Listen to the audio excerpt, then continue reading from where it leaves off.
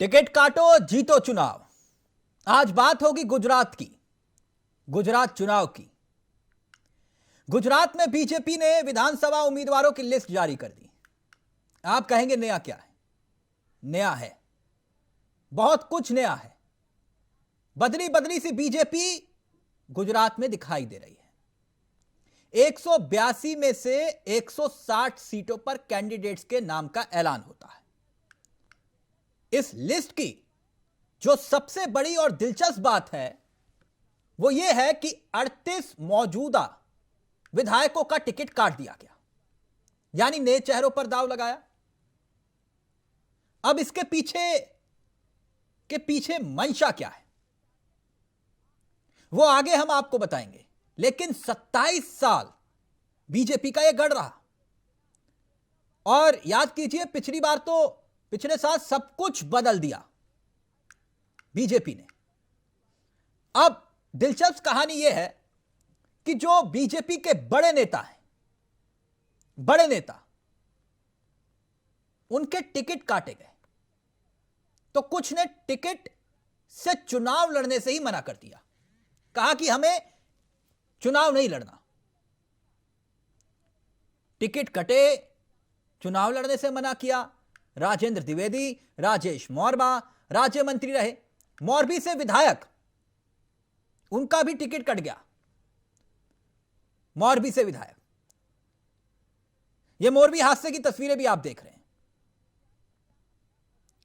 Ticket कटा, लेकिन क्या बड़ा सवाल यह कि दाग धुल जाएंगे। विधानसभा की स्पीकर को भी टिकट नहीं मिला है, टिकट नहीं मिला है। और मैं अपने सहयोगी से चाहूंगा दूसरी तस्वीरें प्लीज प्ले करें। और वहीं विजय रूपाणी ने तो चुनाव लड़ने से ही इनकार कर दिया। विजय रूपाणी ने चुनाव लड़ने से इनकार कर दिया। नितिन पटेल उप मुख्यमंत्री रहे, उन्होंने भी चुनाव लड़ने से मना कर दिया। प्रदीप सिंह जडेजा, उन्होंने भी चुनाव लड़ने से मना कर दिया। प्लीज तस्वीरें, इन तस्वीरों को हटा दीजिए जी। कृषि मंत्री से लेकर शिक्षा मंत्री तक, कृषि मंत्री से लेकर शिक्षा मंत्री तक चुनाव लड़ने से मना कर रहे हैं। 7 ऐसे उम्मीदवार हैं जो कांग्रेस में थे, विधायक थे, उन्हें टिकट दे दिया गया। और बड़ी खबर एक और आम आदमी पार्टी के घर से भी है। आम आदमी पार्टी ने भी अपनी सूची जारी कर दी। 160 प्रत्याशियों की सूची जारी की है, यानी कि पूरे मूड में आम आदमी पार्टी दिखाई दे रही है। वहीं कांग्रेस, जो अब तक मुख्य विपक्षी दल है, उसकी तैयारी भी दिलचस्प है। अब जिनके टिकट काटे बीजेपी ने, उन्हें कांग्रेस तलाश रही है। लेकिन सवाल यह, क्योंकि खबर एक और भी आ रही है कि जो फॉर्मूला उत्तर प्रदेश में प्रियंका गांधी ने अख्तियार किया था, उसी फॉर्मूले के आधार पर गुजरात में भी टिकट बांटे जा सकते हैं, यानी लड़की हूं लड़ सकती हूं। वहीं दूसरी तरफ सवाल यह खड़ा होता है कि टिकट काटकर बीजेपी क्या एंटी इनकम्बेंसी फैक्टर को कम करेगी? यह आज महत्वपूर्ण सवाल है। मोरबी हादसा, जिनका टिकट कटा विधायक का, क्या दाग धुल जाएंगे? यह भी एक सवाल है। आज इन्हीं सवालों पर करेंगे हम दिलचस्प चर्चा। हमारे साथ जुड़ेंगे तमाम मेहमान, लेकिन सबसे पहले आपको दिखाते हैं हार्दिक पटेल, जो कल तक कांग्रेस के चेहरे हुआ करते थे गुजरात में, अब बीजेपी से चुनाव लड़ेंगे। क्या कुछ कहना है हार्दिक पटेल का, पहले वो सुनिए। शीर्ष नेतृत्व का मैं धन्यवाद देता हूं कि गुजरात विधानसभा के इस चुनाव में सबसे कम उम्र के उम्मीदवार के रूप में मुझे जिम्मेवारी दी है। भारतीय जनता पार्टी का जो शासन रहा है, उस शासन को लोगों तक जिस तरह से नरेंद्र भाई ने पहुंचाया है, और जनता का जो अपेक्षा है, जनता का जो उम्मीद है, वो भारतीय जनता पार्टी और नरेंद्र भाई जी के साथ है। तो ऐसे समय में हमारा ये प्रयास रहेगा कि विरंगाम विधानसभा जो 10 साल से कांग्रेस के साथ है, उसको भारतीय जनता पार्टी के साथ लाकर यहाँ से कमल को गांधीनगर पहुंचाना है। और इस असेंबली का जो भौगोलिक स्थिति है, उस स्थिति को देखते हुए यहाँ सामाजिक रूप से, राजनीतिक रूप से विकास की परिभाषा को गंगा की तरह आगे बढ़ाया जा सकता है। तो मुझे ये विश्वास भी है कि यहाँ की जनता मुझे इस चुनाव में पूर्ण बहुमत के साथ चुनाव जिताएगी। एक आखिरी सवाल ये कि पिछले 2 बार से यहाँ पे कांग्रेस जीत रही है और कहा जा रहा है काफी टफ सीट है। ऐसे में आप कैसे कांग्रेस को चुनौती दे पाएंगे? यहाँ पर कांग्रेस से चुनौती नहीं है। यहाँ पर हम लोग हर गांव में हर जनता से मिलके जो विकास की हमारी फॉर्मूला है उस पर हम लोग काम करते हैं और मुझे भरोसा है कि विरमगाम की जनता इस बार भारतीय जनता पार्टी को चुनाव जिताने के मूड में है। और आने वाली 8 तारीख को स्पष्ट साबित हो जाएगा कि गुजरात में 150 की ज्यादा आंकड़ों के साथ, प्रचंड बहुमत के साथ भारतीय जनता पार्टी की सरकार बन रही है, जिसमें विरंगाम भी सीट रहेगी। तो टिकट काटो जीतो चुनाव और दूसरी तरफ मोरबी का हादसा, क्या वाकई में बीजेपी फूक फूक कर कदम आगे बढ़ा रही है अपने गढ़ में? 27 सालों से बीजेपी का गढ़ रहा प्रयोगशाला और इसी गढ़ पर किले को फतेह करने के बाद देश के प्रधानमंत्री बन पाए, क्योंकि गुजरात उनका गढ़ है और ऐसे में पूरी जान फूकेगी बीजेपी, यह तय है और उसी के ही संकेत मिल रहे हैं। तो 2 खास मेहमान इस वक्त मेरे साथ जुड़ चुके हैं। संदीप द्विवेदी जो कि कांग्रेस के चेहरे हैं, बहुत बहुत स्वागत है संदीप जी आपका। देवेंद्र प्रमुख साहब जो कि बीजेपी के चेहरे हैं, प्रमुख साहब आपका भी बहुत बहुत स्वागत है। कुछ ही देर में हमारे साथ वरिष्ठ पत्रकार और आम आदमी पार्टी के चेहरे जुड़ेंगे इस कार्यक्रम में। लेकिन सबसे पहले देवेंद्र प्रमुख साहब आपसे इस चर्चा की शुरुआत करना चाहूंगा। तो बदले बदले से सरकार नजर आते हैं गुजरात में, सब कुछ बदल डालूंगा है, घर के पर्दे, घर की दीवारें, घर का रोशनदान, ये एंटी इनकम्बेंसी की काट ढूंढी है। टिकट काटो जीतो चुनाव, 38 विधायकों के टिकट काट दिए प्रमुख साहब। जी, टिकट काटने से चुनाव नहीं जीता जाता। चुनाव जीतने के लिए हर पार्टी की अपनी रणनीति होती है और भारतीय जनता पार्टी का काम करने का रणनीतिक तरीका जो है वो अलग है बिल्कुल।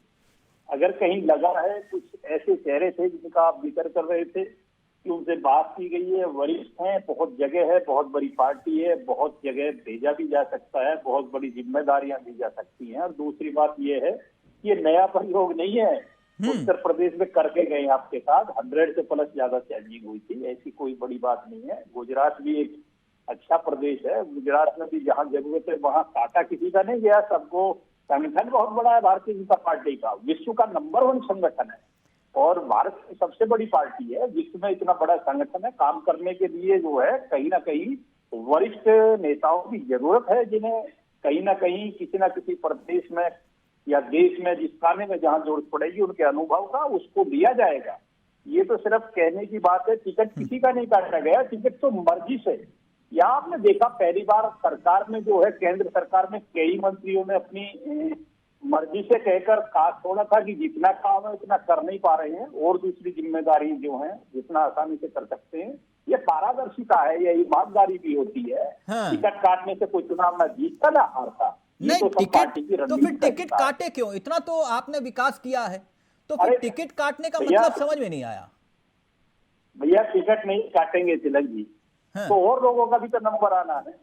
अच्छा, अब आप जिस तरीके से जो आदमी लाइन में जो काम कर रहे हैं, जो ज्यादा वरिष्ठ हो गए, जिनकी आगे जरूरत है। देखिए जो वरिष्ठ हैं, जिनकी देश में माननीय प्रधानमंत्री जी गुजरात से निकलकर आज देश के प्रधानमंत्री है। गुजरात एक ऐसा विकसित प्रदेश है, भारतीय जनता पार्टी के लिए गुजरात से निकला हुआ जो नेता है वो कहीं ना कहीं देश में काम करेगा, वो गुजरात तक सीमित नहीं रहेगा। मैं और अंदर की बात आप दबाना चाह रहे थे, मैं कहना नहीं चाहता, लेकिन हमारी रणनीति उजागर कर कर कहीं कांग्रेस को दुआना चाह रहे हैं कुछ हमारी रणनीति का हिस्सा डिबेट के माध्यम से। नहीं, आप बता के थोड़ी ना है, लेकिन फिर भी 38, क्योंकि मेरे को ये गुजरात मॉडल है ना, गुजरात मॉडल, और विकास की गंगा वहां पर तो नर्मदा में बह रही है।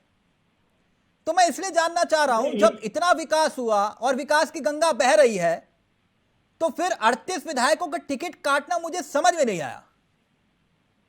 तिलक जी, मैं आप उन्हें टिकट काटना कह रहा हूं, मैं परिवर्तन कह रहा हूं। अब मेरे और आपने कहने में कोई ना कोई जो है संसार का जो नियम है वो परिवर्तन है, और परिवर्तन होता रहना चाहिए। गुजरात में मैंने कहा कि गुजरात में बड़े सीनियर लीडरशिप है, बहुत ऐसे हमारे जो अनुभवी नेता हैं जिनकी जरूरत है पार्टी में, उच्च पदों पर संगठन में काम करने की जरूरत है। कहीं ना कहीं सबकी एडजस्टिंग हो जाएगी। किसी का टिकट नहीं कटा, और टिकट कटना वो होता है जब टिकट कटता है तो फिर वो बाजा गले में डालकर, जैसे वो पार्टी में आप देखते हैं, रोता है, विरोध करता है, ड्रामा करता है, वहां उसको दुख होता है तो उससे बात करी जाती है, उससे सफाई दी जाती है, क्यों कटा, कैसे कटा। लेकिन यहाँ तो कोई ऐसी स्थिति है नहीं जहाँ सफाई की जरूरत, यानी कोई डर वाली, एंटी इनकम्बेंसी वाली बात तो नहीं है ना?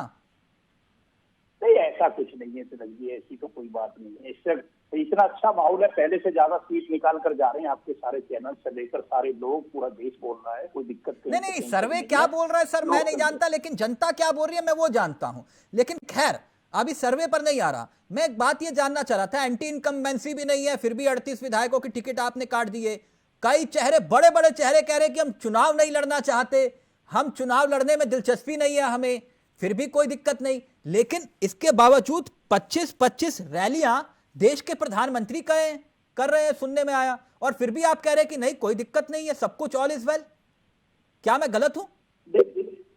देखिए तिलक जी, बहुत अच्छा क्वेश्चन है आपका। माननीय देश के प्रधानमंत्री जी की जो क्षमता है, जिस तरह से आपने देखा है कि वो रैलियां कर रहे हैं 25-25 और जा रहे हैं, कहीं जरूरत पड़ रही है तो देश के पटल पर आज जो इसकी स्थिति है वो भी देख रहे हैं कि कहीं जरूरत पड़ती है तो माननीय प्रधानमंत्री जी दौरे भी करते हैं, कई बार सवाल भी उठे हैं। ये तो उनकी एनर्जी है, उनकी क्षमता है, उनका काम अच्छा, करने का तो तरीका है। यानी चेहरा तो पीएम ही रहेंगे। देखिए, चेहरा किसी भी टीम का, किसी भी कोई चीज जो जिसकी कैप्टनशिप शानदार होती है उसका यूज होना भी चाहिए। नहीं, कैप्टनसी अच्छी बात है, लेकिन हर जगह, क्योंकि हमने तो एक वक्त वो भी देखा ना, जब अटल जी हुआ करते थे, जहां इतनी दिलचस्पी नहीं लेते थे, वो कहते थे विधानसभा चुनाव है, कम से कम रैलियां करूंगा। लेकिन अब देश के प्रधानमंत्री गुजरात के चुनाव में 25 रैली कर रहे हैं, 25 रैली। मैं ये कह रहा हूं आपसे प्रमुख साहब।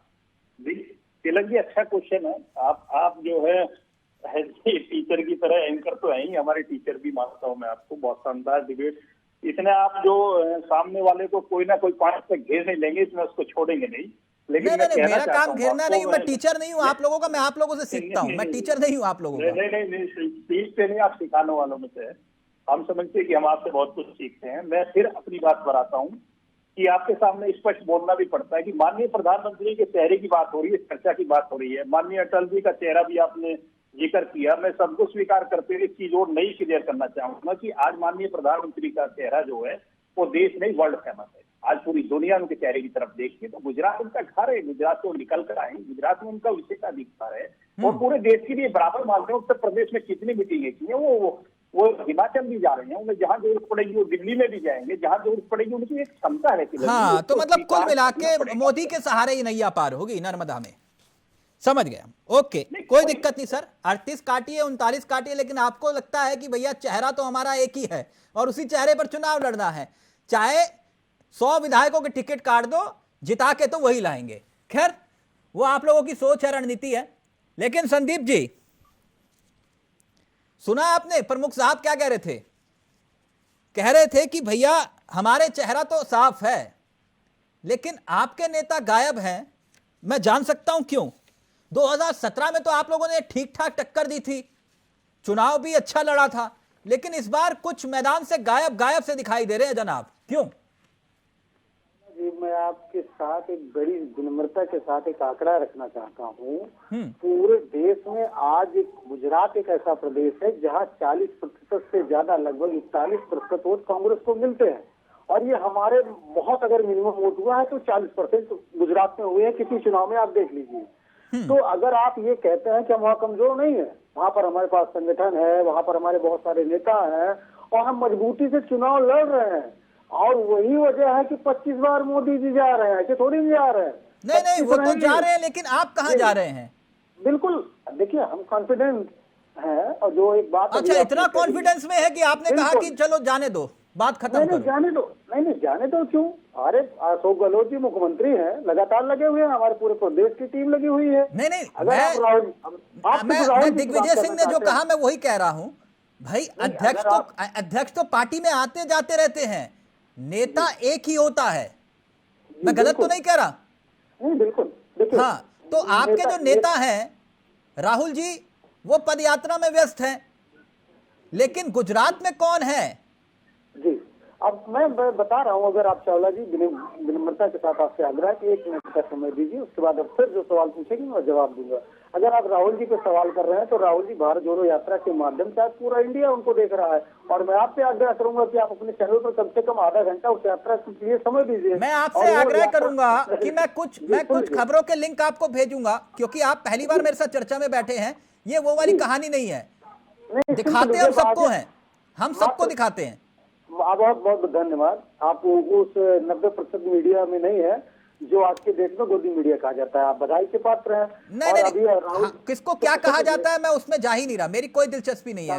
हैं कोई कौन कौन गोद में बैठा कौन नहीं बैठा, हमारा जो सवाल है वो जो सवाल सत्ता पक्ष से है वो सत्ता से पूछते हैं, जो विपक्ष का सवाल है विपक्ष से। आप जब सत्ता में होंगे तो सत्ता में वो सवाल आपसे पूछेंगे, लेकिन जो विपक्ष में है तभी वो सवाल मैं आपसे पूछ रहा हूं। कहां है आप? बिल्कुल, आप बधाई के पात्र हैं। आपने जिस तरीके से भाजपा से सवाल पूछा, बिल्कुल यही अपेक्षा रखता है विपक्ष और देश की जनता कि आप एक जो है पत्रकार होने के नाते इसी तरह के तीखे सवाल सत्ता पक्ष से पूछे। रही बात आप विपक्ष की बात कर रहे हैं, मैं यही बताने की कोशिश बार बार कर रहा हूँ कि राहुल जी आज जो है भारत जोड़ो यात्रा के माध्यम से उनको पूरा देश देख रहा है। गुजरात जाएंगे कि नहीं? गुजरात बिल्कुल जाएंगे, ये भी मैं आपको बता दे रहा हूँ। कब जाएंगे? जाएंगे 100 में 100%। जब देखिए भारत जोड़ो यात्रा का कार्यक्रम चल रहा है, उसमें बीच से समय निकालकर राहुल जी केजरीवाल जी आजकल दिल्ली में कम और गुजरात में ज्यादा दिखते हैं, मालूम है आपको? मैं इसी पे आ रहा हूँ, यही तो बात बड़ी चिंता का विषय है। क्यों? आज जो है मोदी जी बिल्कुल मैं बता रहा हूँ क्यों। मोदी जी आज पूरे देश के प्रधानमंत्री हैं, पूरे देश की जिम्मेदारी है। राहुल जी अभी महाराष्ट्र में एक रैली को संबोधित करते हुए 3-4 सवाल पूछे हैं। मैं उन सवालों को आपके माध्यम से अपने भाजपा के साथी से पूछ ले रहा हूँ। आप बताइए, आज चाइना हमारे देश में घुसा हुआ है, मोदी जी कहते हैं ना कोई आया था ना कोई आया है, तो ये बताइए सेना के जवान जो हमारे सेना के अधिकारी है वो लगातार 22 दौर की वार्ता हो चुकी है, किस लिए वार्ता कर रहे हैं? अगर कोई घुसा नहीं है तो किस लिए वार्ता हो रही है? इसका जवाब कोई नहीं देगा। आप अगर आज ये बात हो रही है कि अगर कांग्रेस महंगाई का सवाल उठा रही, क्या गुजरात की जनता उस महंगाई संदीप जी यही तो कह रहा हूं मैं, यही गुजरात में जाकर चुनावी रैलियों के दौरान सवाल पूछो ना, वहां क्यों नहीं पूछ रहे? और फिर आप कह रहे हो कि केजरीवाल बी टीम बनकर जो है वहां पे काम कर रहे हैं। मैं केजरीवाल जी के भी आ रहा हूँ ना, केजरीवाल जी के अभी अगर प्रवक्ता महोदय आएंगे तो उनसे पूछिएगा। मैं सिर्फ 2 सवाल पूछ रहा हूँ, आप उनसे ईमानदारी से उस सवाल को पूछ लीजिएगा कि आप पार्टी बता दे दिल्ली में एक विद्यालय, मात्र एक विद्यालय की बात कर रहा हूँ, जिसका उन्होंने शिलान्यास किया हो और उद्घाटन किया हो। सिर्फ शीला दीक्षित का भी आपने एक बात कही ना कि डेंटिंग पेंटिंग, जैसे भाजपा ने अभी 38 प्रत्याशी बदले हैं तो इनका काम है, मतलब आप 99 सीटें जीतते हैं, उसमें से 38 विधायक आप खुद ही मान लेते हैं कि निकम्मे थे, नकारे थे, वो उनको जनता ने गलती से चुन लिया था हमारे धनबल और बाहुबल के दम पर। तो आप मतलब आधी सरकार आपकी नकाई तो अभी हो गई, और आधे से ज्यादा नेताओं ने चुनाव लड़ने से बड़े नेताओं ने मना कर दिया। ये डर है कांग्रेस का, कांग्रेस का डर, उनको पता है कि चुनाव ओके संदीप जी ओके मैं एक कमेंट ले लूं जरा। अमिताभ जी भी हमारे साथ जुड़े हुए हैं। उमा जी, सुना आपने, संदीप जी कह रहे हैं कि कुछ भी कर लो रहेगी आम आदमी पार्टी बीजेपी की बी टीम ही। आप लोग बी टीम की भूमिका निभाने के लिए पहुंच गए वहां पर ताकि कांग्रेस को नुकसान पहुंचा पाए। कौन जीतेगा? खिसियानी बिल्ली खंबा नोचे, मैं बस यही कह सकती हूँ। कांग्रेस आज जिस दौर से हिंदुस्तान में गुजर रही है, बड़े दुख की बात है कि देश की सबसे पुरानी पार्टी, 137 साल पुरानी पार्टी, जिसका एक स्वर्णिम इतिहास यहाँ पर रहा, आज वो 10 साल पुरानी पार्टी से इतना भयभीत है कि आम आदमी पार्टी अगर कहीं चुनाव लड़ने का ऐलान करती है तो कांग्रेस को पसीने आ जाते हैं। ये इनकी अपनी प्रॉब्लम है। हम देश के लिए काम कर रहे हैं, मैडम नुकसान भी तो उन्हीं को पहुंचाते हो। अरे भाई मेरी बात सुनने दीजिए, मैं आपके बीच में नहीं बोली तो प्लीज आप भी सुनते रहिए। मैं तो पूछ रहा हूँ सवाल, नुकसान भी तो उन्हीं को पहुंचाया कि नहीं? सत्ता से तो उन्हीं को खींची बीजेपी से थोड़ा देखिए, सत्ता हासिल जनता ने हमें वोट दिया, जनता ने हमें वोट दिया। आप जनता की वोट पर आप क्वेश्चन मत कीजिए कि जनता ने आपको क्यों बाहर किया। अच्छा, आम आदमी देशद्रोही पार्टी हो ने गए, क्यों वोट सवाल दिया। कर लिया तो। ये तो जनता का वोट है। आप जनता से जाके क्वेश्चन पूछिए। हमने कोई जनता को नहीं बोला था कि आप कांग्रेस को मत दीजिए, हमें दीजिए, बीजेपी को मत दीजिए, हमें दीजिए। हमने अपने काम को आगे रखा, हमने अपनी बात को आगे रखा। जनता ने हमें जहाँ पर भी, खाली दिल्ली पंजाब की बात नहीं करती हूँ मैं, हर जगह की बात करती हूँ। जनता ने हमें जहाँ, भाई आप क्यों इतना एम्बेरस हो रहे हैं? आप अपने आप को इतना हारा हुआ क्यों कर रहे हैं? आप लोग मन से हार चुके हैं आम आदमी पार्टी से। आप लोग मन से हार चुके हैं आम आदमी पार्टी से। आप लोगों को सपने में भी आम आदमी पार्टी नजर आती है। अगर आपको कहीं आम आदमी पार्टी का कोई बंदा चलते लगा, आप लोग पहले अपने मेरे बारे में झांक कर देखिए कि आपके अंदर वो क्या है। आज राहुल गांधी जी भारत जोड़ो यात्रा करें, गुजरात के चुनाव में नहीं आते। प्रियंका गांधी जी गुजरात के चुनाव में नजर नहीं आती। प्रियंका गांधी जी दिल्ली के चुनाव में नजर नहीं आती। एक मिनट संदीप जी, एक मिनट। आम आदमी पार्टी के नेता, आम आदमी पार्टी के कार्यकर्ता ग्राउंड पर मेहनत कर रहे हैं। पार्टी आज कांग्रेस की बराबरी पर खड़ी है। ये कांग्रेस वालों के लिए हजम नहीं हो रहा। आपका मुख्य प्रतिद्वंदी कौन है, बीजेपी या कांग्रेस? देखिए, हमारा मुख्य प्रतिद्वंदी भ्रष्टाचार है।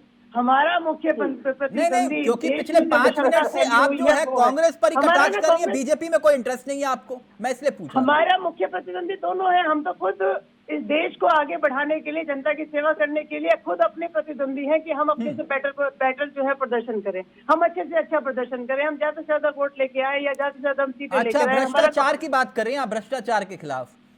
देखिए, बिल्कुल मैं ना कांग्रेस को अपना प्रतिद्वंदी मानती हूँ ना बीजेपी को मानती हूँ। अच्छा, भ्रष्टाचार से मुझे कुछ याद आया मैडम, आपने भ्रष्टाचार का जिक्र किया, कुछ याद आया मुझे। आज सुकेश ने एक और चिट्ठी लिखी है, प्लीज कंटिन्यू।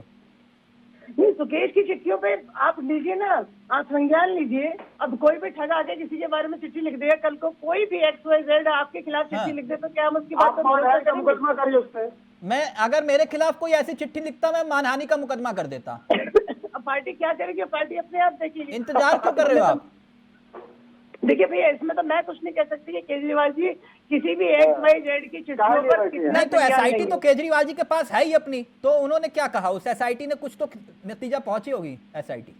देखिए, कोई सुकेश किसी के बारे में क्या चिट्ठियां लेता है और उससे पार्टी का जो शीर्ष हमारा नेतृत्व है उस पर क्या उसका आंसर देता है, ये शीर्ष नेतृत्व खुद अच्छा, तो मतलब आप लोग भ्रष्टाचारी नहीं है और सारे नेता जो है सारे चोर हैं, जैसे आप लोग कहते थे कि संसद में बैठे हुए सभी चोर हैं, याद है आपको? नहीं, देखिए, आम आदमी पार्टी भ्रष्टाचार के खिलाफ एक पार्टी है जिसका सबसे पहला एजेंडा यही है। पिछले 7 सालों से, जब से केजरीवाल जी दिल्ली के प्रधानमंत्री हैं, लगातार। अच्छा, गुजरात में आपको क्या लगता है कि क्या रहेगा? देखिए, आम आदमी पार्टी वहाँ पर मेहनत कर रही है। आगे क्या रिजल्ट आता है मैं इससे बहुत ज्यादा चर्चा नहीं करना चाहूंगी कि हम वहाँ पर सरकार बनाएंगे या हम वहाँ पर वो करेंगे। हम जी जान से मेहनत कर रहे हैं। केजरीवाल जी लगातार। अमिताभ जी, आप सुन रहे हैं सर, वो कह रहे हैं कि हम कोई भविष्यवाणी नहीं करेंगे, हम ये नहीं कहेंगे कि हम सरकार बना रहे हैं, लेकिन हाँ माहौल जरूर बना रहे हैं।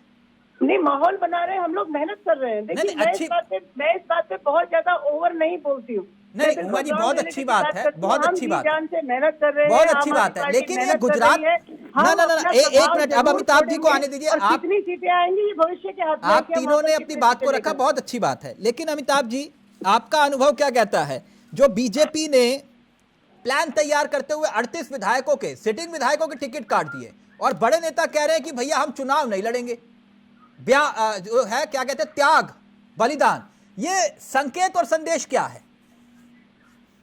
नहीं, देखिए, बीजेपी काफी समय से, लगभग 27 साल बता रहे हैं, 27 साल 1998 के बाद से लगातार वहाँ सत्ता में है। और तो सत्ता में जब आप रहते हैं तो कई बार जो होता है कि बहुत सारे आपके जो लोग होते हैं उनके खिलाफ लोगों का मन ये हो जाता है। कई बार बहुत से ऐसे लोग होते हैं जिनसे जो उम्मीद पार्टी रखती है उस हिसाब से काम नहीं कर पाते हैं।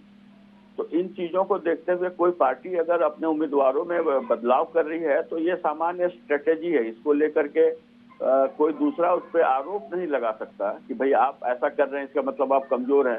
निश्चित रूप से पार्टी देख रही है कि मेरा ये कैंडिडेट कमजोर पड़ सकता है तो पार्टी उसको बदलेगी।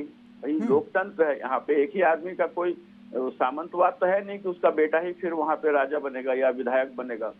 तो ये उसकी अपनी गतिविधि है पार्टी की। तो जहाँ जहाँ भाजपा को लग रहा है कि उनका उम्मीदवार कमजोर पड़ सकता है तो वो सावधानी बरतेंगे, क्योंकि देखिए लगातार सत्ता में है, तो लगातार जब सत्ता में होते हैं एक मोनोटोनी सी बन जाती है ना, तो कई बार आम आदमी बस इसी बात के लिए कि भाई कुछ परिवर्तन होना चाहिए, परिवर्तन चाह रहा होता है। तो हो सकता है इस लिहाज से भी वो देख रहे हैं कि जो ऐसे लोग हैं जो थोड़े से अपने क्षेत्र में लोकप्रिय नहीं रह गए हैं या उनके कार्यों में कुछ कमी आ रही है, तो वो बदलेंगे। एक पॉलिटिकल पार्टी के लिहाज से मुझे लगता है, लोकतांत्रिक दल के लिहाज से ये अच्छा कदम है। अगर पार्टी को लगता है कि भाई ये लोग जो है ठीक से काम नहीं कर रहे हैं या 25 रैली देश के प्रधानमंत्री कर रहे हैं, इसको किस नजरिए से देखें फिर?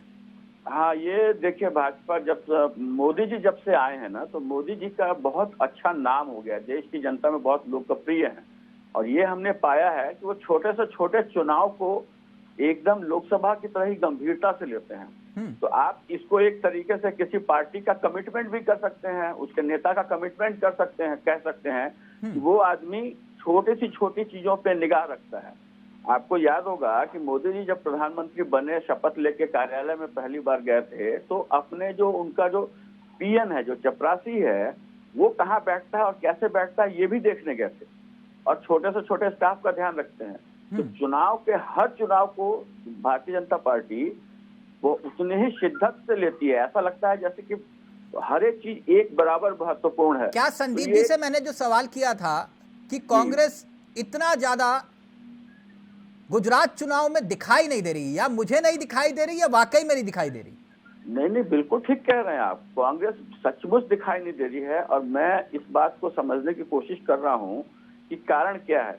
क्योंकि देखिए, आप जिस तरीके से गुजरात में अपना प्रभाव बढ़ा रही है, तो अभी गुजरात में आप जो है कांग्रेस के ही हिस्से पे कब्जा कर रही है, क्योंकि उसे पता है दोनों की स्ट्रेटेजी लगभग एक समान की होती है।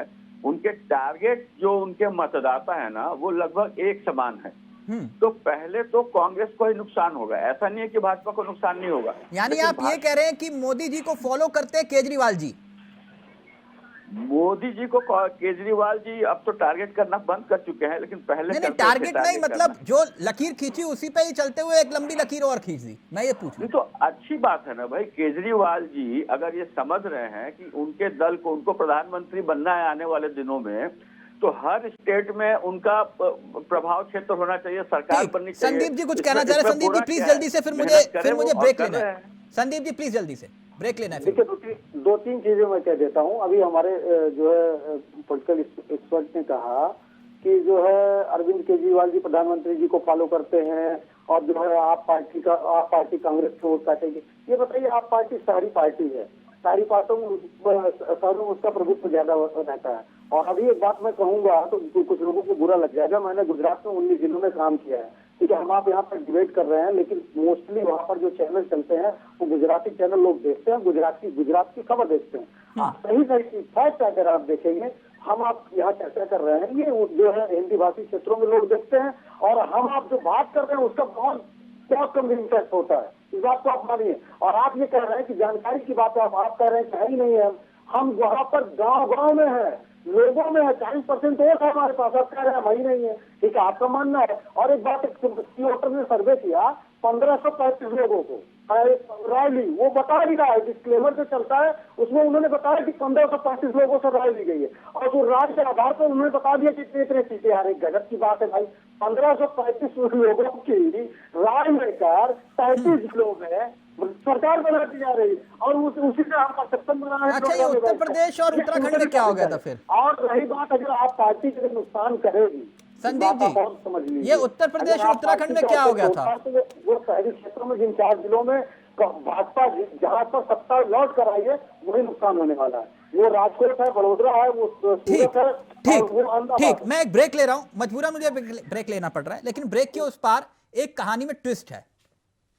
संदीप जी रुक जाइए, अभी कहानी में ट्विस्ट आएगा, ब्रेक के उस पार बड़ा दिलचस्प ट्विस्ट है, और वो विषय जिसको लेकर सवाल खड़े हो रहे हैं कि क्या इस बार गुजरात के चुनाव में वो मुद्दा अगर हावी हुआ तो क्या बीजेपी का किला ढह सकता है?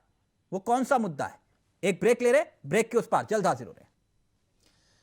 तो टिकट काटो जीतो चुनाव, बीजेपी की नई रणनीति, और इस रणनीति के आधार पर 38 बीजेपी विधायकों के टिकट काटे गए, और कई बड़े चेहरों ने चुनाव लड़ने से इनकार कर दिया।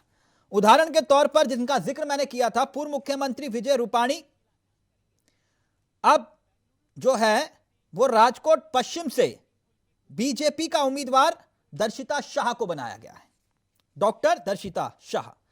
इतना ही नहीं, धोलका सीट से भूपेंद्र सिंह की जगह डाबी जी को उम्मीदवार बनाया है। इसके साथ साथ जामनगर दक्षिण से विधायक और पूर्व अध्यक्ष आरसी की जगह अकबरी को जो है मौका दिया गया है। ऐसे कई बड़े चेहरे हैं जिनको इस बार चुनाव नहीं लड़ाया जा रहा, और ऐसे में 38 विधायक ऐसे हैं जिनके टिकट काट दिए गए। तो इसी पर ही लगातार हम चर्चा कर रहे हैं। हमारे साथ तमाम मेहमान जुड़े हुए हैं। ब्रेक पे जाने से पहले एक महत्वपूर्ण बिंदु छूट गया प्रमुख साहब, और गुजरात चुनाव का मसला है। वैसे इस गुजरात चुनाव से उस मुद्दे का कोई लेना देना नहीं, मगर चुनाव है तो वो मुद्दा विपक्ष होने के नाते उठेगा, जहां तक मुझे उम्मीद लगती है। अब कितना जनता उसको स्वीकार करती है, कितना नहीं, मैं नहीं जानता। लेकिन मैं इस चर्चा को अब आगे बढ़ाऊं। प्रमुख साहब, कुछ तस्वीरें दिखाना चाहता हूं, कुछ तस्वीरें। ये तस्वीर दिखाई दे रही है प्रमुख साहब आपको? प्रमुख साहब जी ये तस्वीर दिखाई दे रही है आपको स्क्रीन पर? जी जी जानते हैं तस्वीर क्या है प्रमुख साहब? जी करिए तो करिए। मोरबी हादसा, जी मोरबी हादसा। इस लिस्ट में तो मोरबी हादसे का असर मुझे दिखाई दिया, जो आपने लिस्ट जारी की बीजेपी की। आपने मोरबी से एमएलए रहे ब्रिजेश मरेजा का पत्ता साफ कर दिया, यानी उन्हें टिकट नहीं दिया। चुनाव में भी मोरबी हादसे का असर होगा कि नहीं? देखिए तिलक जी, ये मोरबी हादसे का जिक्र किया हम लोगों ने, इसमें डिबेट में आई है बात आपके माध्यम से। जो गहरी चीज होती है, गहनता होती है, जिस पर चर्चा एक बार हो, उस पर अगर जिक्र आ भी जाए तो उस पर सवाल जवाब बनता है। और इसमें कोई राजनीति करने का ज्यादा सिस्टम होता नहीं है, कुछ तरीके की ऐसी। जी, मोरबी हादसा मुद्दा बनेगा, तिलक जी। मुद्दा बनेगा मोरबी हादसा गुजरात चुनाव में? मुद्दा इसलिए नहीं बनेगा, देखिए ये आपदा होती है, जो आपदा दो किस्म की होती है। एक आपदा ऐसी होती है कि व्यक्ति का सीधा सीधा उसमें जो है फेक हो। इसे आपदा बोल रहे हैं आप? ये आपदा है? हाँ बिल्कुल आपदा। इसमें ये आपदा मैं मानूंगा कि ये आपदा इस तरीके की है कि उस तरह जो घटना घटी है, जो वीडियोज वहां के आए हैं, उसमें थोड़ी चूक जिस तरह से रही है वहाँ के प्रशासनिक या जो भी लोग हैं, जिस तरीके की आम लोगों से भी कितने चूक, उसको कहूंगा कि उसका जो भी जिस तरह से उसको नहीं, मैं समझा नहीं। आम लोगों की चूक थी ये? उसको हिलाया गया। नहीं, प्रमुख साहब क्या कह रहे हैं आप? ये आम लोगों की चूक थी? नहीं, देखिए आम लोग की बात नहीं होती है, तो हम सब आप जो है आम ही हैं, हमारी जिम्मेदारी होती है। जिम्मेदार लोगों को रोकना चाहिए था। जिस तरह से उसमें एक बच्चे ने, किसी ने उसमें लात मारी, दूसरे ने पकड़ के हिलाना। सर ये पुराने वीडियोस हैं, ये पुराने वीडियोस हैं। हिलाने लगे। नहीं आप एक मिनट प्रमुख साहब, एक मिनट प्रमुख साहब। आपने कहा कि जनता की वजह से ये सब कुछ हुआ। एक मिनट प्रमुख साहब, आप कह रहे जनता की वजह से ये सब कुछ हुआ। एक मिनट संदीप जी प्लीज, बीच में मैंने ये नहीं कहा जनता की वजह से। एक मिनट प्रमुख साहब मेरे एक सवाल का जवाब दीजिए। अगर ये वाकई जनता की वजह से हुआ और ये एक्ट ऑफ गॉड है, जैसे कि आप मुझे समझा रहे हैं, आपदा, तो मैं एक बात समझना चाह रहा हूं, तो फिर ये आपने विधायक का टिकट क्यों काटा मोरबी के? नहीं, ये देखिए मैं इस चीज को कह रहा हूँ, आप घुमाकर वहीं लिया डिबेट को। इससे टिकट का क्या मतलब है? मैंने कहा कि आपने 38 टिकट को, मैं स्पष्ट उस पर जवाब दिए। और तो मोरबी हादसे की वजह से विधायक का टिकट नहीं काटा, आप मुझे ये बता रहे हैं? नहीं, ये हादसे से टिकट नहीं करते हैं। टिकट कटने का बात भारतीय जनता पार्टी की स्ट्रेटजी है, ये स्ट्रेटजी के हिसाब से। अच्छा, तो इसलिए मोरबी से टिकट काट दिया। तो मतलब आप भी नहीं मानते कि विधायक की कोई जिम्मेदारी थी? नहीं, विधायक की क्या जिम्मेदारी होगी? विधायक की जिम्मेदारी जिस तरह से ही वो विधायक जानता है। आजकल विधायक जो है अपने काम जिस तरीके से कर रहे हैं, आप देख रहे हैं कि और प्रदेशों में जहाँ बीजेपी की सरकार में ये वहां में हमारी सरकारों में विधायकों के प्रति क्या जिम्मेदारी है?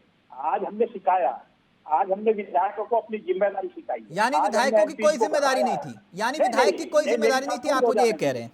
घुमाइए मत ना। हमने बताया कि पार्टी और संगठन एक ऐसी चीज है जहाँ से शिक्षा मिलती है। विधायक हो, राजनेता हो, नेता हो, कार्यकर्ता हो, वो पाठशाला होती है राजनीति की। वहां से विधायक बनकर जब निकले, मैं घुमा नहीं रहा, आप मुझे ये समझा रहे हैं कि जिम्मेदारी विधायक की थी कि नहीं?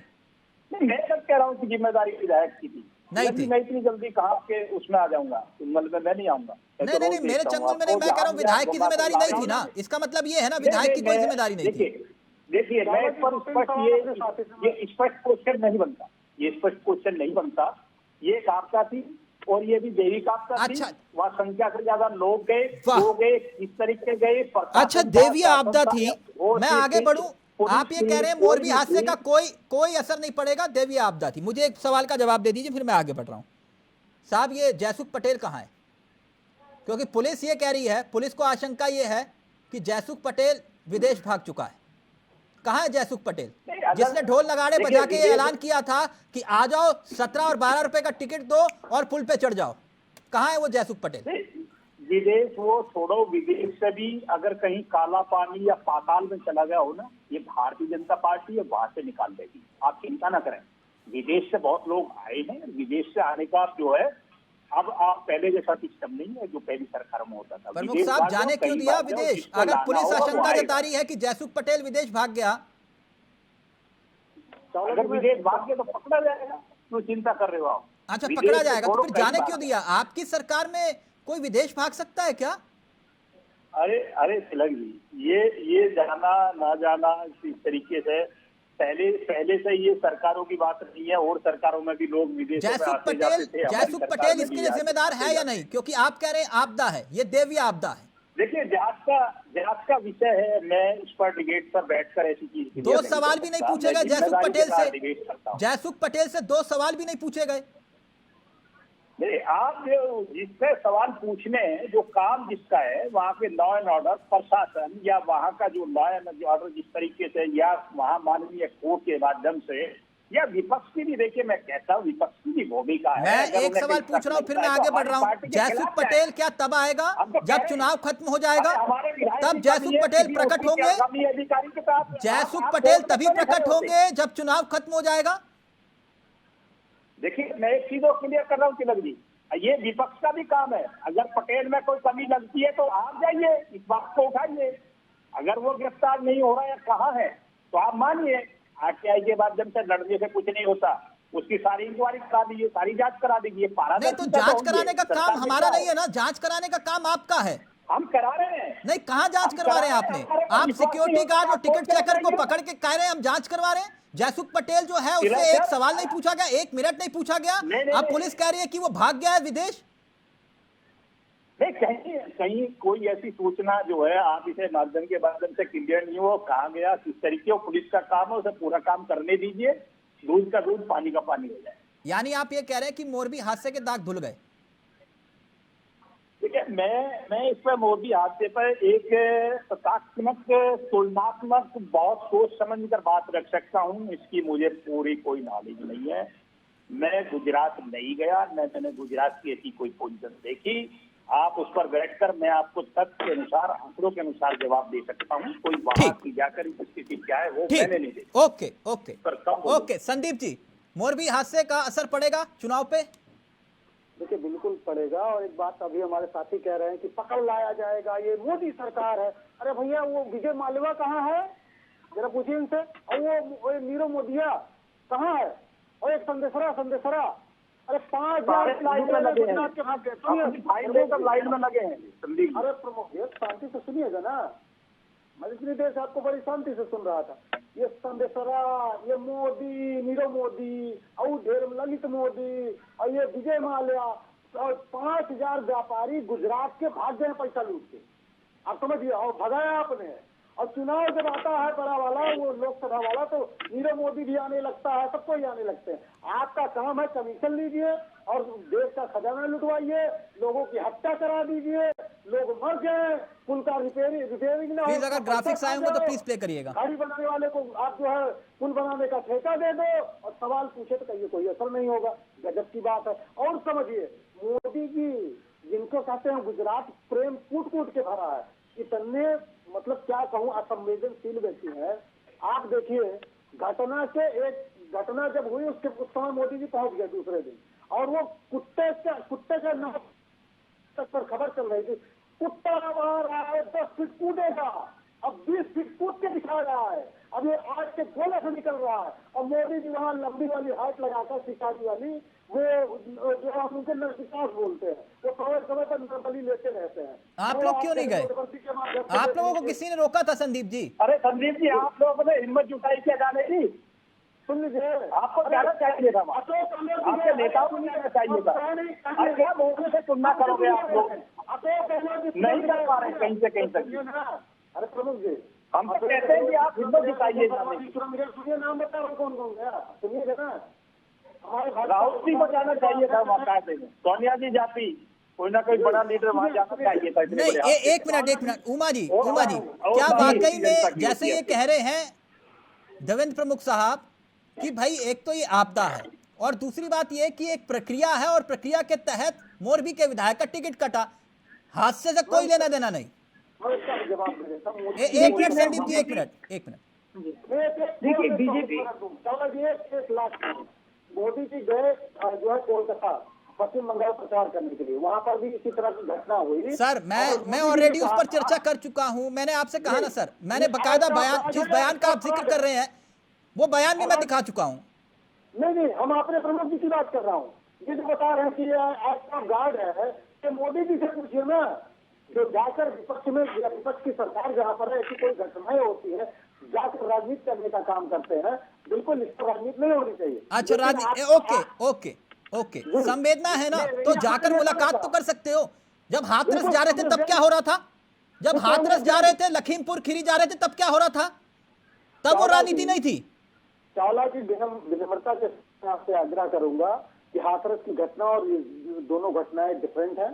दूसरी बात, अच्छा, हाथरस की घटना अलग है, मोरबी की घटना अलग है। चावला जी सुन लीजिए, हमारे कांग्रेस के अखलाक के घर जाएंगे, अखलाक के घर जाएंगे, अब सुनिएगा नहीं तो आप कोई मतलब ही नहीं है। नहीं तो फिर मतलब वाली बात आप मुझे कह रहे हैं कि भैया हाथरस जाए, वहां सियासत नहीं है, लेकिन यहाँ जाएंगे तो यहाँ सियासत हो जाएगी। ये कह रहा हूँ कि गए नहीं, आप कह रहे हैं कि गए नहीं, पहले रघु शर्मा जी गए, हमारे कांग्रेस के प्रदेश अध्यक्ष महोदय गए। अब आप क्या कहते हैं, मतलब राहुल गांधी गए तभी सब कुछ है? ये तो नहीं है ना पॉसिबल कि राहुल जी हर जगह जाए। और मैं बार बार कह रहा हूँ कि राहुल जी देश के बहुत बड़े मिशन पर निकले हुए हैं, जो हमारी लड़ाई लड़ रहे हैं। अगर महंगाई से परेशान है तो आप भी परेशान है, अगर बेरोजगारी से परेशान है तो आप भी परेशान है, अगर सैलरी नहीं बढ़ रही है तो आपकी भी नहीं बढ़ रही है, अगर 1100 सिलेंडर आ रहा है तो मेरे पास आ रहा है। एक मिनट उमा जी प्लीज। संदीप जी, मैंने सिर्फ इसलिए जिक्र किया, आपको भी मालूम होगा लखीमपुर हाथरस जाते हुए प्रियंका गांधी और राहुल गांधी क्या क्या हुआ, आप जानते हैं इस चीज को। मैं इसलिए ये बात कह रहा था। प्लीज एक मिनट, पहले उमा जी बोलेंगी, फिर उसके बाद मैं अमिताभ जी आपके पास आ रहा हूं। उमा जी प्लीज। देखिए, मैं अभी कांग्रेस और बीजेपी दोनों ही प्रवक्ताओं की बात सुन रही थी और दोनों ही अपने अपने स्टैंड को जस्टिफाई करने की कोशिश कर रहे थे कि मोरबी में जो हुआ, वो जो भाग गए, पुलिस उसको पकड़ लेगी। फिर कांग्रेस वालों ने भी काउंटर किया कि बहुत गलत हुआ। मैं भोपाल गैस कांड की भी बात करना चाहूंगी। इतना बड़ा कांड कांग्रेस के शासन में हुआ और जो एंडरसन थे, मुझे आज तक याद है कि जब वो व्यक्ति एक्सपायर हुआ 90 साल की एज में अमेरिका में, तो एक बड़ा लंबा छोटा आर्टिकल हिंदुस्तान में छपा था शशि शेखर जी का, कि किस तरीके से उस व्यक्ति को रातों रात विधायक साहब अपनी गाड़ी में बैठाकर एयरपोर्ट तक छोड़कर आए और कैसे वो व्यक्ति रातों रात इंडिया से भागा कांग्रेस की गवर्नमेंट में। यानी कि कोई भी हादसा हो जाए हिंदुस्तान में, कुछ भी हो जाए, लेकिन हाईवे बैठी थी जब आप बोल रहे थे, मैं दोनों की बात कर रही हूँ। आप लोगों ने भी भोपाल के कांड के आरोपियों को देश से भगाया और आज बीजेपी भी मोर्बी के जो दोषी है उनको देश से भगा चुकी है। दोनों ही पार्टियों का जो कैरेक्टर है वो इस देश की जनता देख रही है, पहचान रही है। आप लोग अपने गिरबान में झांकिए और उसके बाद बात कीजिए। नहीं पूछेगा नहीं, मैं कब मना कर रही हूँ भाई, लेकिन आपको अपने अंदर भी झांक लेना चाहिए कांग्रेसियों को कि आपने भी भोपाल के कांड में यही किया था। आज जो दूसरों के ऊपर गोली उठ रहे हैं वो रही बात बीजेपी की, तो उनका चरित्र तो जनता के सामने है। उन्होंने तो पहले और सारे दूसरे जितने भी जो आर्थिक अपराधी थे उनको देश से भगाया और आज इन लोगों को भी देश से भगाया। पूरा देश देख रहा है आप दोनों को, कांग्रेस को भी और बीजेपी को भी। आप लोग देखिए, सिर्फ और सिर्फ अगर मैं उत्तराखंड की बात करूं या किसी भी प्रदेश की बात करूं जहां पर भी इस तरह की घटनाएं होती है, आपदाएं होती है, जो प्रमुख आरोपी होता है वो बिना पुलिस के आश्रय की और बिना राजनीतिक दलों के प्रशय के वो देश छोड़कर जा ही नहीं सकता, चाहे वो भोपाल के दोषी हो चाहे वो कांड का दोषी हो। कहीं ना कहीं अगर आज मोदी के विधायक का टिकट कटा है तो ये जनता में संदेश देने की कोशिश की है कि देखो कि हमने विधायक का टिकट काट दिया और हमने दूसरा दूध पाने का प्राधिकरण किया, क्योंकि जो मेन कल्पित ये बीजेपी की रणनीति है। हमें रख लेना पड़ेगा। आप उनकी सुरक्षा नहीं कर पा रहे हैं यहाँ दर्शन में दूर रहे हैं और दुनिया भर के भाई ये कांग्रेस बीजेपी वालों को बड़ी बीमारी है। इन ये दोनों एक ही थैली के चट्टे बटे हैं कि जब आम आदमी पार्टी बोलना शुरू कर देती है तो दोनों एक साथ शुरू हो जाते हैं। आप लोग इस तरह से हमारी आवाज नहीं दबा सकते भाई, हम बहुत बड़ा खतरा है आप दोनों पार्टियों के लिए, ये समझ लीजिए। एक मिनट संदीप जी, एक मिनट प्लीज, बहस नहीं, चर्चा करेंगे। एक मिनट अमिताभ जी, क्या वाकई में मोरबी हादसा, क्योंकि कोई भी चुनाव से पहले इस तरह का हादसा जिसमें 150 लोगों की जान चली गई, बेकसूर लोगों की, जिसे प्रमुख साहब आपदा कह रहे हैं, वो प्रथम दृष्टया हत्या लगता है। क्या मोरबी हादसे का असर चुनाव में नहीं पड़ेगा? पहली बात। और दूसरी बात, अगर नहीं पड़ेगा तो मोरबी हादसे के विधायक, जहां मोरबी का यह हादसा हुआ, उसके विधायक का टिकट क्यों काटा मोरबी के? बिल्कुल पड़ेगा, इसका असर चुनाव पर बिल्कुल पड़ेगा, क्योंकि यह घोर लापरवाही का नमूना है। इसमें केवल उसके मरम्मत में लापरवाही नहीं बरती गई है, भ्रष्टाचार का भी संकेत है उसमें। उसके मरम्मत के बाद जब उस पर लोगों की संख्या, जो कि निर्धारित संख्या से 3 गुने 4 गुने लोग चढ़ रहे हैं, इन सब में भी कोई ध्यान नहीं देना। और वहाँ कई ऐसे वीडियो आए हैं जिसमें जिस ढंग का व्यवहार उस पर चढ़े लोग कर रहे हैं, धक्का मार रहे हैं, उसको धकेल रहे हैं, हिलाने की कोशिश कर रहे हैं, उसके बावजूद उनके ऊपर कार्रवाई नहीं करना, ये बताता है कि घोर लापरवाही बरती गई है। और इतने लोगों की जान सस्ती नहीं होती है, कोई भी सरकार इससे हिल जाती है। और यही कारण है कि ब्रजेश जी का टिकट कटा है और कांतिलाल अमृतिया जी को वहां पे जो टिकट दिया गया है, इससे साफ पता चलता है कि बीजेपी उस घटना को लेकर के सतर्क हो गई है, दहल गई है, और इसलिए तत्काल ऐसे आदमी को उन्होंने टिकट दिया है जो वहां पे काम करता हुआ दिखा था, ठीक है ना, लोगों की सहायता करता हुआ दिखा था। और इसके ऊपर बहुत सख्ती से कार्रवाई भी नहीं होती नजर आ रही है, तो असर तो पड़ेगा, निश्चित रूप से असर पड़ेगा। नहीं तो ये तो फ्री राशन वाला फॉर्मूला भी नहीं चलेगा क्या? नहीं, वो देखिए, टोटलिटी में अगर देखें ना, तो टोटलिटी में गुजरात में मुझे बहुत आश्चर्य होता है कि कांग्रेस, जिन्होंने पिछली बार फर्स्ट राउंड में 77 सीटें जीती थी, जो लगभग 40% है, समझिए 40%, इनको 40 से 51% होना था, मात्र 10-11% के लिए मेहनत करनी है। और अभी भी इनके प्रमुख नेता वहां पे उस तरीके से मेहनत करते नहीं नजर आ रहे, जबकि इनको पिछले 5 साल काम करना चाहिए था लोगों के बीच जाकर। मतलब इनका प्रभाव है, पकड़ है, और अब ये खुद मेहनत नहीं कर रहे हैं, तो निश्चित रूप से दूसरी पार्टी उस जगह को भरेगी, क्योंकि इन्होंने जगह खाली छोड़ी है। आप ऐसे ही नहीं बढ़ रही है।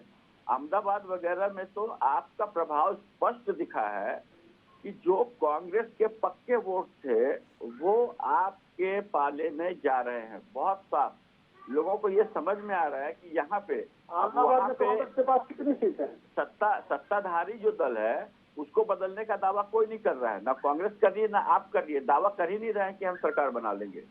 तो अब विपक्ष को बदलने का दावा चल रहा है। एक तरीके से देखिए बहुत मजेदार इलेक्शन है ये।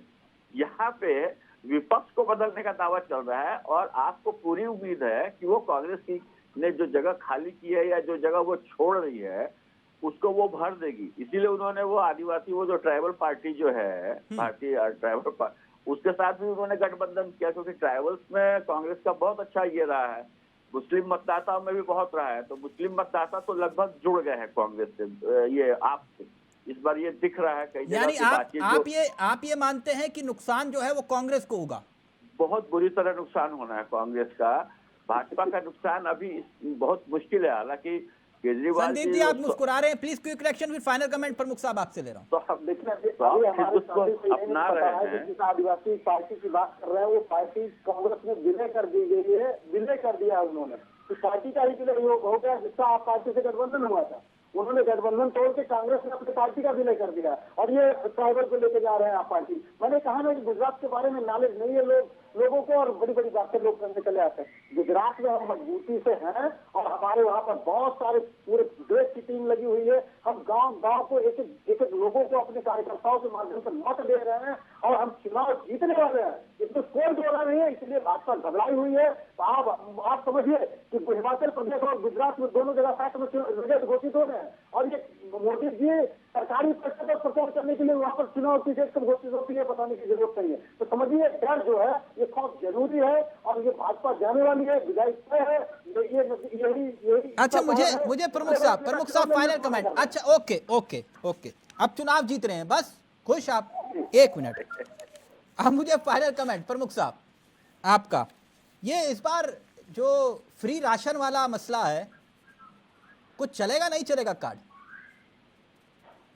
जी हमने फ्री राशन जो था वो चुनाव को देखकर नहीं दिया था, वो कोरोना की बात, कोरोना को देखकर दिया था। एक आपदा थी, मैं फिर आपको दोहराता हूँ कि वो जरूरत नहीं कर दिया। देश की जरूरत थी, गरीब कमजोर लोगों की जरूरत थी। अच्छा फ्री राशन वाला, अच्छा फ्री राशन, क्योंकि उत्तर प्रदेश में तो यही कहा था ना, फ्री राशन और शासन। मैं गलत तो नहीं कह रहा ना?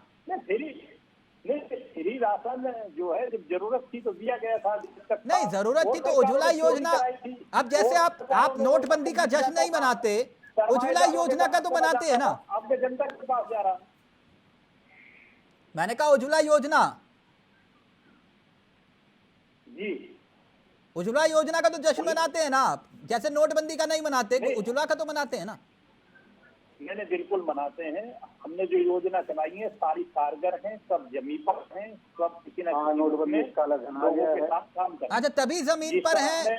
1 करोड़ 2 लाख लाभार्थियों ने पहली बार सिलेंडर नहीं भरवाया था और लगभग 1 करोड़ लाभार्थियों ने जो है सिर्फ एक बार ही सिलेंडर भरवाया। तिलक जी आप सिलेंडर की बात कर रहे हैं, मैं कह रहा हूँ कि सैकड़ों हजारों की संख्या में योजनाएं लोगों के बीच में आई है और इसका विकास कर रहे हैं ना। फ्री अनाज से लेकर, अब देखिए सिलेंडर की बात हो रही थी प्रमुख साहब, चलते चलते लाइव में कमेंट आ गया। मैं आपको गिनवाऊं कई घंटे की डिबेट कम पड़ जाएगी। हाँ करिएगा सर, सरकार ने करिएगा। मैं तो इसी तरह की चर्चा ही करता हूँ, वो आता ही नहीं मुझे हिंदू मुसलमान वाला। लेकिन फाइनल कमेंट, क्योंकि लाइव में कमेंट आ गया, वो कह रहे थे इस बार दीपावली पर फ्री वाला सिलेंडर मिलना था, वो मिला नहीं इस बार। प्रमुख साहब वो पूछ रहे हैं, कह रहे नंबर दे दो प्रमुख साहब का, हम पूछ लेंगे कब आएगा वो सिलेंडर। बिल्कुल उनका पूरा किया जाएगा, वो इंतजार करें। अगर दीपावली कहते हैं तो दीपावली के आसपास कोई ज्यादा दिन नहीं हुई है, बहुत जल्दी आपके पास आ जाएगा। चलिए सर आ जाएगा, इंतजार करना पड़ेगा। थैंक यू सो मच, बहुत अच्छा लगा। आप लोगों ने चर्चा की, बहस नहीं की, बहुत अच्छा लगा। Uma ji thank you so much, Amitabh ji thank you so much, प्रमुख साहब संदीप जी बहुत बहुत शुक्रिया आपका। तो फिलहाल जनता ने तय करना है, ये तो दावे और वादे हैं। गुजरात की जनता तय करेगी कि आखिरकार उसके दिल में क्या है। क्या एक बार फिर से कमल खिलेगा या फिर इस बार कुछ नया होगा? पिक्चर अभी बाकी है। नमस्कार, जय हिंद, जय भारत।